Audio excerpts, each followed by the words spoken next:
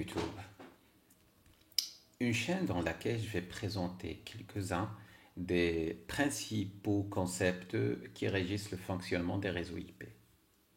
J'ai choisi de commencer par des vidéos qui traitent de la qualité de service en environnement IP.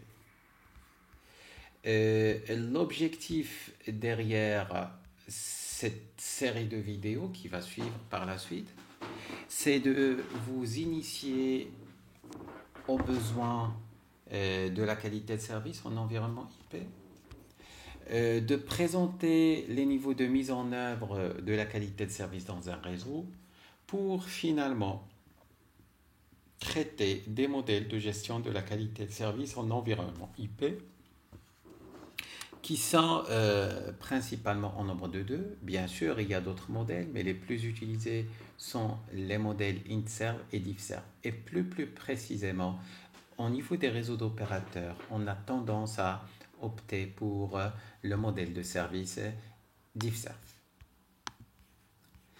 Commençons par parler un petit peu du concept de réseau. Il est clair qu'un réseau, on peut le définir comme étant un ensemble de ressources matérielles et logicielles qui servent à faire quoi? Qui servent à fournir un service. Il y a plein d'exemples de réseaux. Un réseau routier qui fournit le service de transport, réseau téléphonique qui fournit le service téléphonique, réseau de restaurant, service de restauration. Bref, il y a une forte dualité et corrélation entre la notion de réseau et la notion de service. Dans la chronologie d'évolution des réseaux, on a pu assister à plusieurs types de réseaux.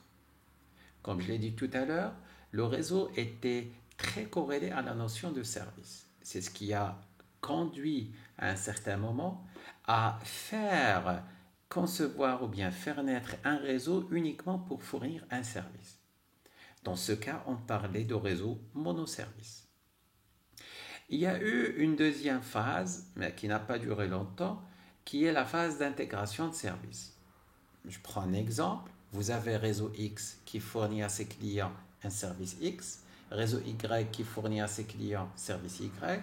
On va établir une passerelle entre les deux réseaux pour faire bénéficier les clients de X du service Y et les clients de Y du service de X. Troisième type de réseau, c'est les réseaux multiservices. Là, ces réseaux, ils vont mettre à disposition de leurs utilisateurs plusieurs types de services. Le tout dernier type de réseau, c'est ce qu'on appelle les réseaux de convergence, qui sont par hypothèse ou bien qui sont supposés fournir tous les services possibles. Je vous renvoie vers la tendance actuelle, vers ce qu'on appelle les réseaux autonomes, les réseaux adaptatifs, les réseaux dynamiques, les réseaux programmables, qui vont permettre de s'adapter aux besoins des services de sorte à satisfaire leurs contraintes et adapter et s'adapter aux besoins de leurs utilisateurs.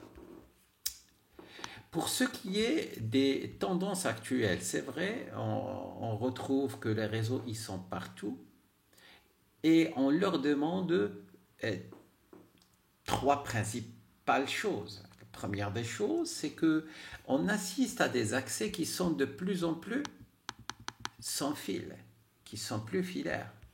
Des accès qui sont haut débit. L'FTTH actuellement peut arriver jusqu'à les 200 mégas.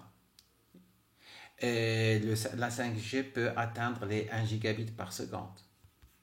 Aussi, les utilisateurs ils sont de plus en plus mobiles et ils demandent des services de plus en plus mobiles. Ça veut dire quoi, service mobile? Ça veut dire que le service, il y aura continuité de service indépendamment de la localisation des utilisateurs.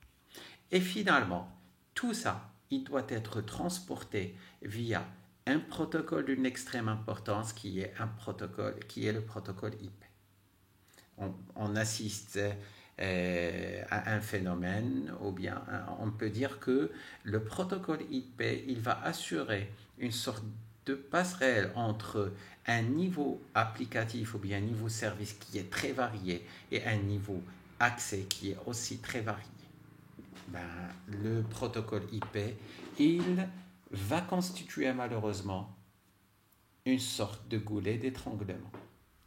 D'où l'intérêt d'ajouter ou bien de le doper par de nouveaux mécanismes tels que les mécanismes de qualité de service et les mécanismes de gestion de la sécurité. Ce chapitre étant fini, je vous dis au revoir et au plaisir de vous rencontrer pour la première vidéo dans laquelle je vais traiter du service Best Effort et de la métrologie des réseaux IP.